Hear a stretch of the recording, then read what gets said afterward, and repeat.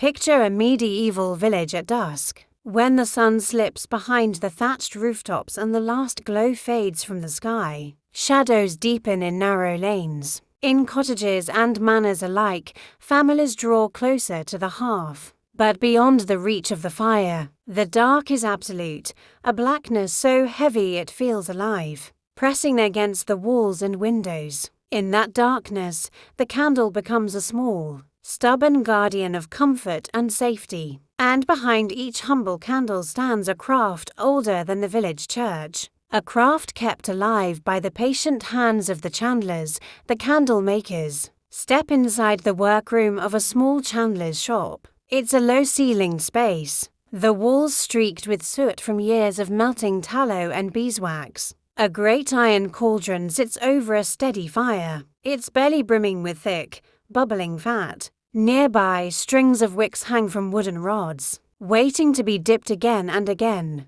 each layer of warm wax or tallow slowly building the candle's body. For the chandler's family, this work is daily survival. Most candles in the village are made from tallow, rendered animal fat, gathered from butchered sheep, cattle, or pigs. The smell, thick and acrid, clings to hair and clothes. In summer heat, flies gather at the windows, drawn by the greasy sweetness. But in the depths of winter, that same smell promises light, precious hours to read a psalm, mend a cloak, or sit up with a sick child long after sunset. Beeswax candles are another matter entirely, a luxury for the church, the Lord's manor, and wealthy merchants who can afford the clean, sweet burn. Beeswax gives off a pure glow, its honeyed scent masking the smoky damp of stone walls. The chandler might keep a special pot for melting wax cappings, scraped from the hives each harvest season.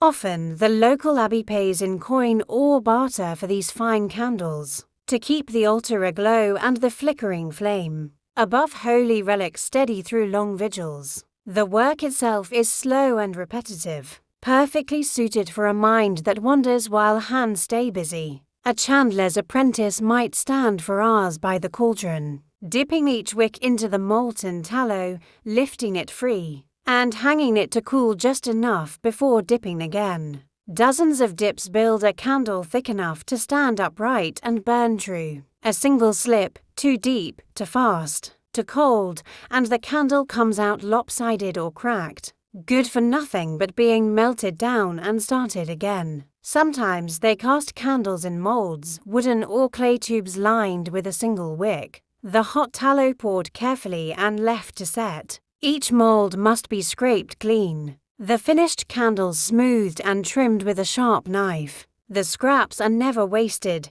they go back in the pot, mixed with fresh fat, turned into new candles for a poorer customer, who doesn't mind a bit of soot and smell. There is something nearly holy about the moment when a new candle is lit in a peasant's hut. It might be just one stub of tallow set on a wooden plate, its flame fluttering as the children huddle closer. In a manor, dozens of beeswax tapers might flicker in iron sconces, casting golden pools of light on carved panels and velvet hangings. In the village church, candles crown the altar, each flame a tiny prayer lifting upward as the monks chant the final psalm of the day. Yet the chandler rarely sees how his candles glow in the world beyond his shop. He knows only the steady rhythm: gather fat from the butcher, strain it through cloth to clear the bits of gristle, melt and pour, dip and trim, over and over. He knows the cold days when nothing renders well, the warm days when wax melts to fast and clings in lumps.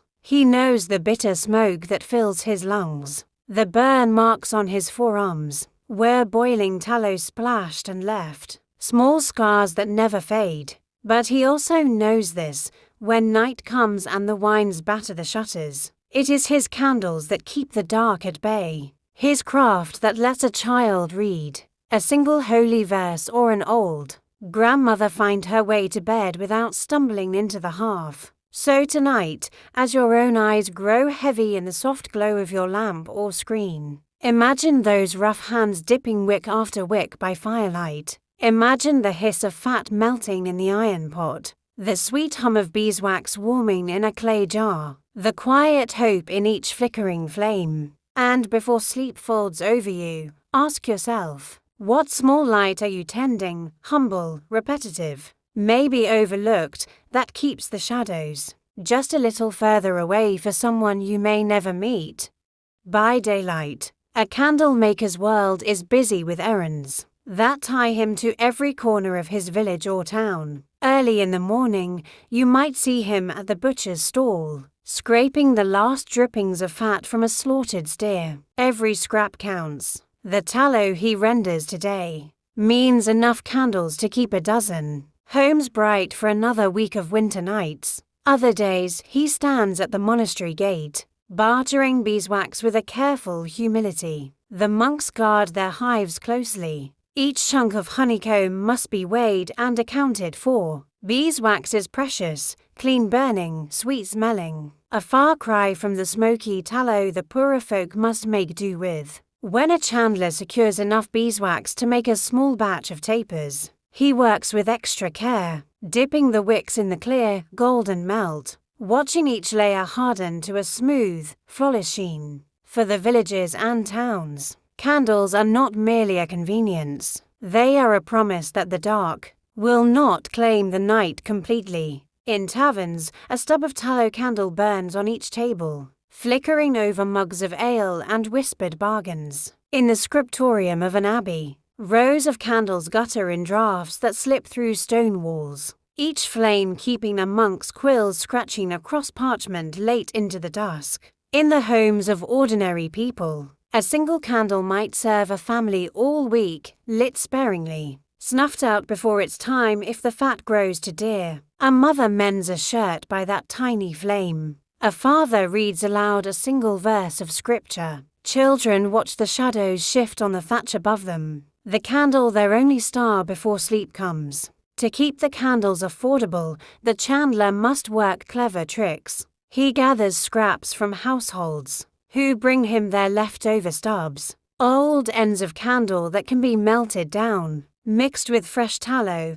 and given new life. Nothing goes to waste. Even the ashes and scum from the strained fat are swept aside to be used as soap or fertilizer for a poor neighbor's garden. Yet for all its usefulness, the craft carries risk. Tallow is flammable, and fires break out easily. A spilled pot, a fallen lantern, and the chandler's workroom can become a blaze that devours his whole livelihood in an hour. Many candle makers keep barrels of sand by the door, a primitive safeguard against ruin. The job also binds him to his community in ways he might not expect. When a child is born, the midwife's helper rushes to buy a beeswax candle for the bedside, its clean light believed to guard the mother from restless spirits in the dark. When a village elder dies, the family gathers coins to pay for enough candles to surround the coffin, so the soul finds its way through the night without straying into shadows. At the great church festivals,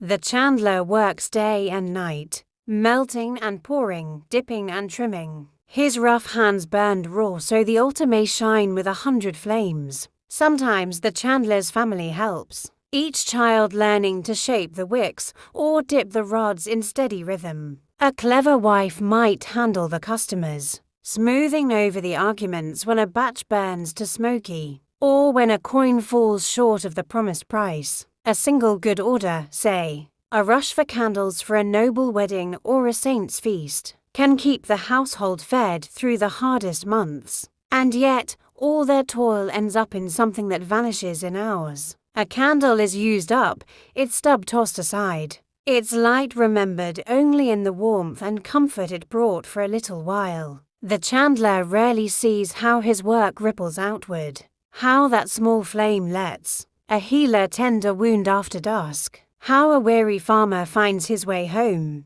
how a child whispers a bedtime prayer by its flicker dot in the oldest churches. Centuries of candles leave their traces. Soot blackens the stones above altars. Wax drips hardened like pale stalactites under ancient candelabras. A mason cleaning the chapel walls might pause, brush a finger across the layers, and feel the history hidden there, a ghostly memory of thousands of prayers. hopes, and laments offered by candlelight. So tonight, as your eyes grow heavy, picture that patient figure at the cauldron, stirring the melting tallow with a steady hand, dipping each wick as the dusk deepens outside his shuttered window. Think of the hundreds of small flames that will come to life because he does this simple, repetitive work. And before sleep carries you off, ask yourself, what small labor do you give your hours to, vanishing quickly like candlelight, but glowing in unseen corners of other people's nights long after you forget you lit it?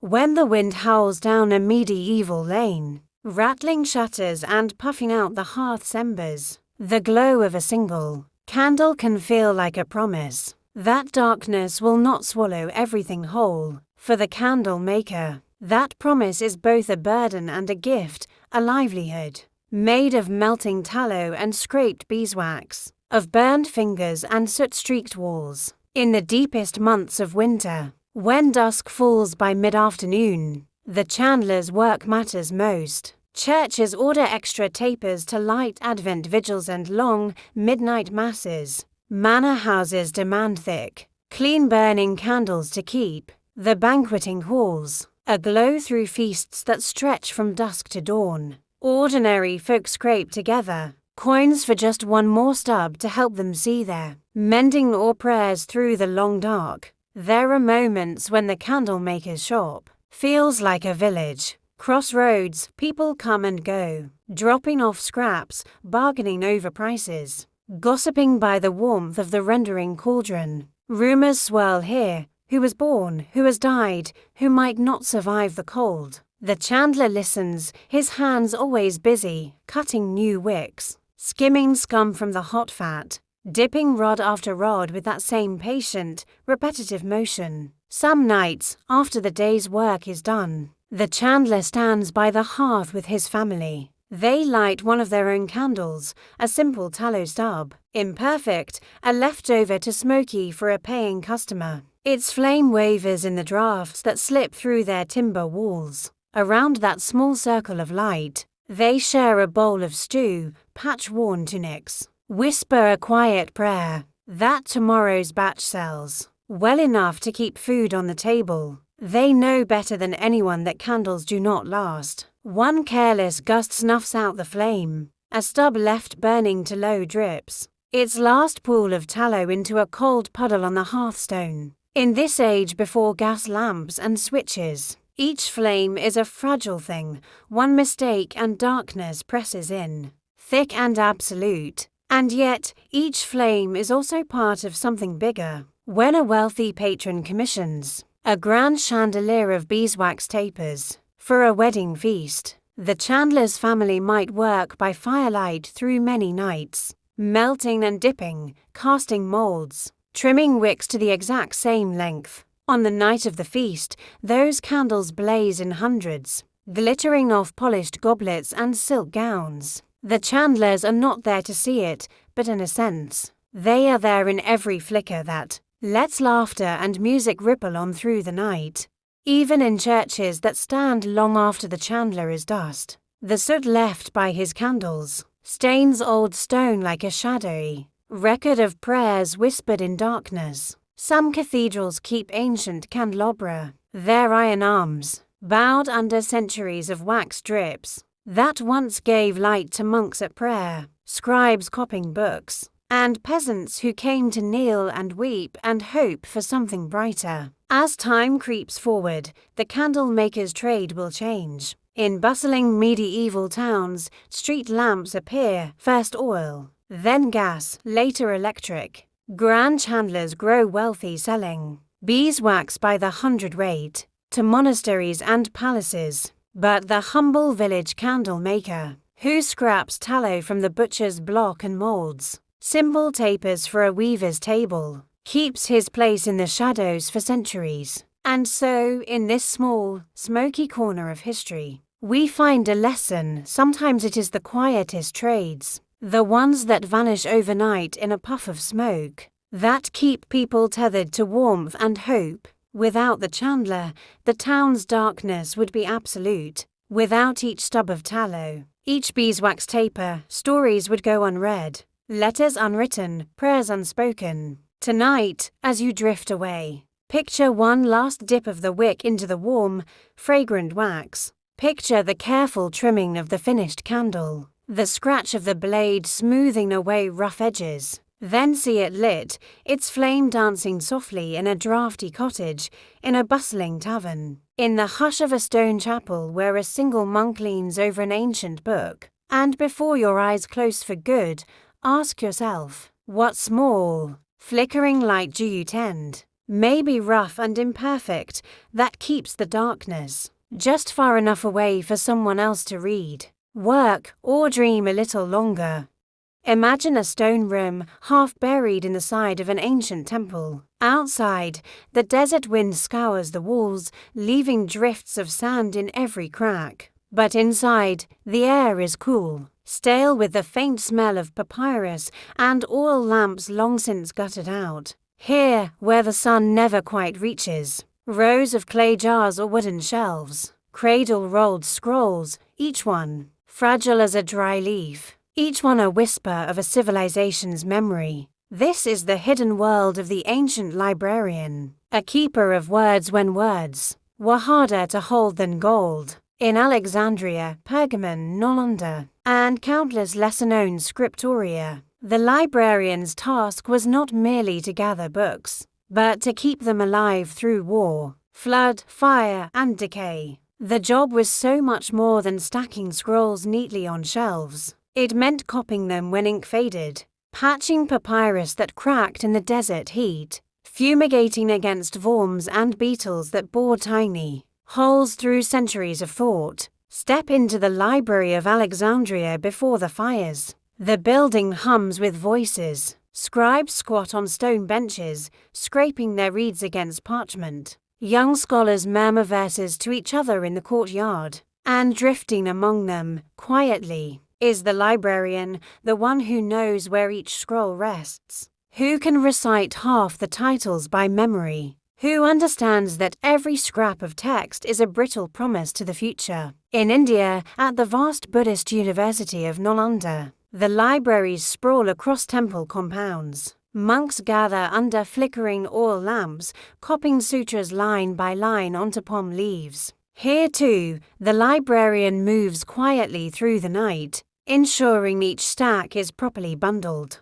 that older leaves are rubbed with camphor to chase away insects, that the new copies are wrapped before the rains come to swell the riverbanks and soak the shelves. The danger of loss is constant. A single spark can undo centuries. A careless flame at Alexandria, an invading army in Nalanda, a flood in Baghdad's House of Wisdom. And so the ancient librarians developed the same habits you'd find among the scribes in distant, medieval cloisters: careful, patient copying, secret stashes of duplicate texts buried in clay jars, coded notes that say, if this one is lost, look in the eastern wing, under the fifth tile. Little plans that breathe life back into a library if disaster strikes.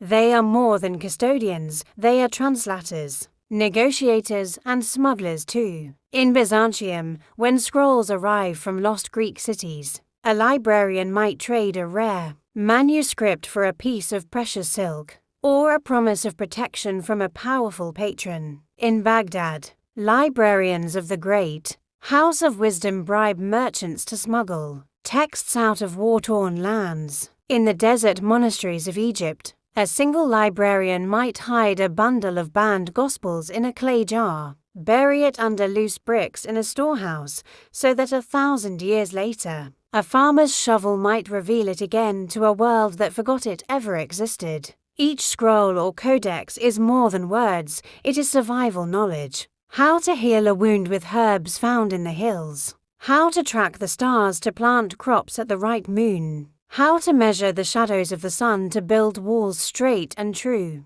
The librarians understand that, dull as these details seem, they are the backbone of the world. At night, when the oil lamps burn low, you might find a librarian at his table, bent over a fragile page. He breathes carefully so as not to scatter the flakes of ink. He whispers the words aloud, tasting them so they do not slip away. And sometimes, in the quiet when the city outside is lost in dreams or rumbles with war drums, he copies a line, then closes his eyes to remember, if I lose this tonight, will I remember enough to write it again? So tonight, as you settle deeper under your covers, think of that ancient room, the hush of stone walls, the sigh of a scroll unrolling, the scratch of a reed pen on brittle leaf, and before sleep folds you gently into its shadows, ask yourself, what old, fragile wisdom do you guard, unnoticed by the world, but vital if someday everything else burns down? If you walk the stone corridors of an ancient library by torchlight, you might glimpse the librarian's work for what it truly is, not dusty, not dull, but a quiet battle against time, worms, fire, and forgetfulness. Here, in these shadowed aisles, knowledge is more fragile than any crown or coin. In the library of Pergamon, a rival to Alexandria's great halls, you would find shelves lined, not with papyrus but parchment, animal skins scraped thin, stretched smooth, more durable in the damp climate. Parchment's invention itself was a librarian's answer to scarcity. When the Ptolemies of Egypt banned the export of papyrus to undermine Pergamon's rising fame, the scribes here refused to let their shelves stand empty. They learned instead to turn lamb and goat skins into a new medium, expensive, laborious, but able to outlast the dry crackle of reeds and Nile mud. Far to the east, Buddhist libraries flourished in stone-cut caves along the Silk Road. Monks at Dunhuang or Bamiyan kept collections of scrolls and manuscripts, tucked away in hidden alcoves. Some of these libraries would be sealed deliberately, whole rooms bricked up, the knowledge inside left to wait for a future, when the world might need those words again. When one guardian died, another would be appointed, not always a scholar, but always a caretaker with the patience to mend cracked scrolls and bind loose pages with linen thread. The hidden art of these librarians was not just preservation, but copying, the slow, deliberate act of turning a single fragile manuscript into many. The scriptorium became a sanctuary of scratching quills and murmured words, each scribe reciting aloud to catch mistakes. In Baghdad's House of Wisdom, texts arrived in Greek, Sanskrit, and Persian, and the librarians were also translators. They debated the meanings of complex words, finding new phrases in Arabic to capture the essence of Euclid's lines, Galen's anatomy, Aristotle's logic. Sometimes, it took entire lifetimes to translate and duplicate the works needed to keep a field of knowledge alive. A single miscopied number could ruin an astronomical chart. A single missing word might warp a herbal remedy. And yet they did it anyway, generation after generation, because they knew what would happen if they did not. The world outside the library was always waiting to claim its tribute in flame. Alexandria's scrolls fell to fire more than once, each spark a bite out of humanity's memory. In Nolanda, the conquerors came with torches that fed for months on the oil-rich palm leaf pages, and so the librarians learned to scatter copies like seeds. A scroll of medicinal herbs here, a treatise on engineering there. They smuggled pages in traders' bundles, slipped scraps into the sleeves of monks traveling to distant monasteries, entrusted precious lines of poetry to wandering scholars, who would carry them by memory alone if they must. But this work also bound them to their communities. In a city market, a librarian might barter a duplicate of an agricultural guide for a basket of grain. He might read aloud a portion of a medical scroll for a midwife who could not read, but whose practiced hand saved children from fevers each winter. The knowledge was not locked away, it seeped out, copied by farmers onto scraps, recited by teachers to apprentices. The librarians knew this was the surest defense. Spread the word so wide that no fire could burn them all at once. Each scroll bears the marks of its many guardians, thumb smudges, side notes, corrections, prayers scribbled in margins by monks. who feared they'd forget how to mend a sentence when their eyes grew weak. One might find an astronomical chart, covered in candle wax, drips from nights spent mapping the stars, or a medical text stained with herbs,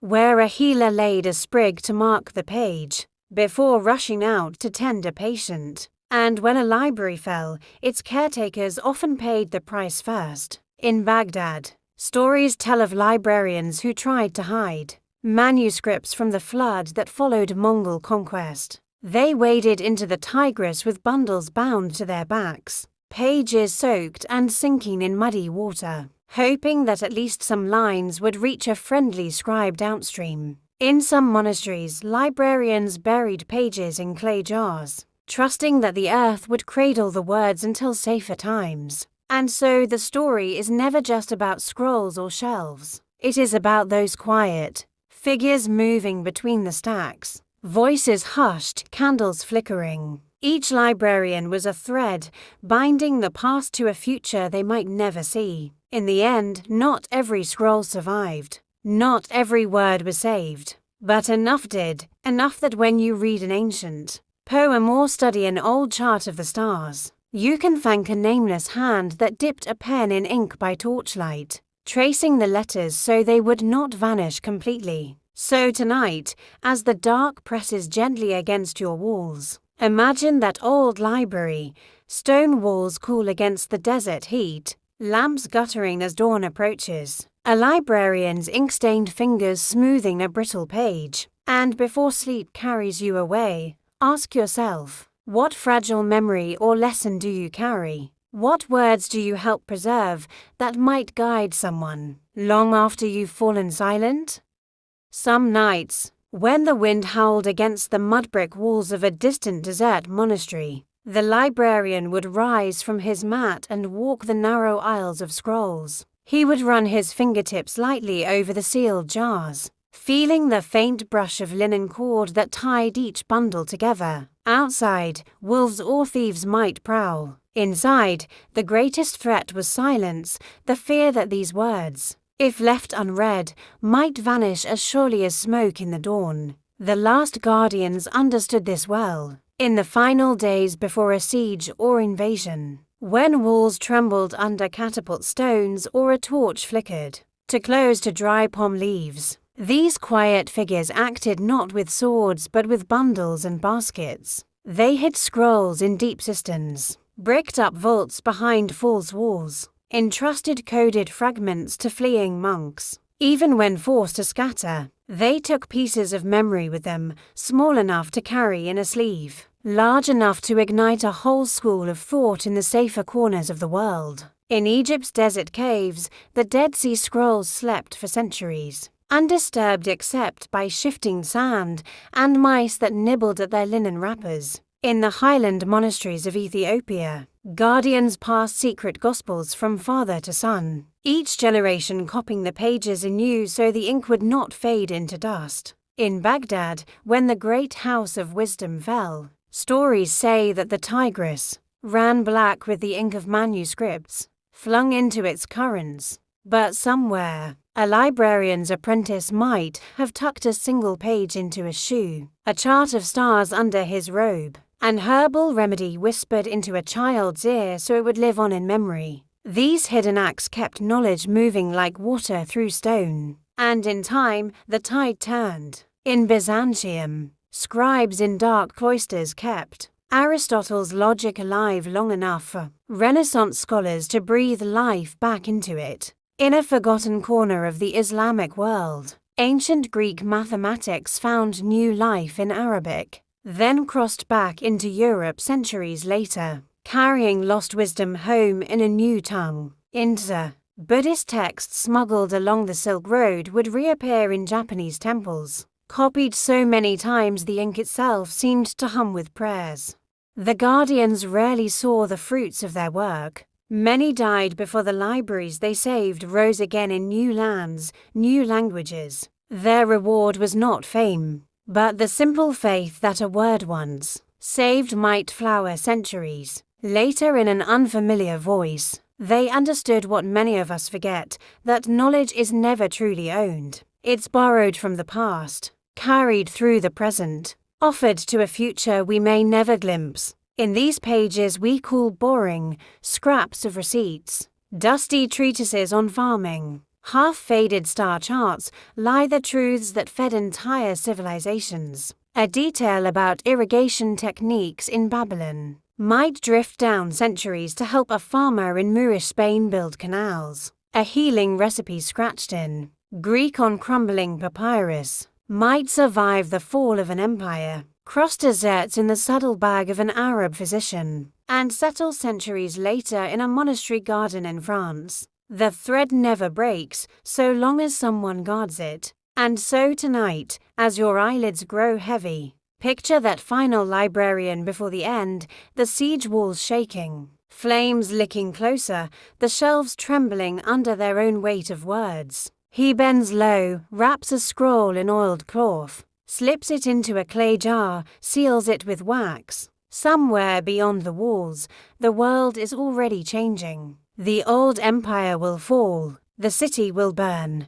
But the words, if they survive, will outlive them all. Maybe tomorrow the guardian will be gone. Maybe his name will be lost, just another dust mote in history's long, forgotten corridor. But centuries from now, in a quiet reading room, a curious student might unroll that same scroll, breath caught at the sight of letters, inked by hands that lived through storms. No one remembers. And in that moment, the librarian's faith, the small, stubborn hope that words matter, will flicker back to life. So as you drift into sleep, think of the scrolls sleeping beneath desert sands, the ink pressed onto parchment by tired scribes, the pages that crossed oceans in secret bundles. Think of the guardians, nameless and silent, whose patience shaped the world you wake to each day. And before you slip fully into dreams, ask yourself, what fragile piece of wisdom, what overlooked scrap of your own story are you quietly preserving so that long after your walls have fallen, it might light a lantern in the mind of someone yet to come? Now, the story fades. The people, the streets, the forgotten times drift away, just as your thoughts drift toward dreams. Rest deeply. Sleep peacefully. Good night.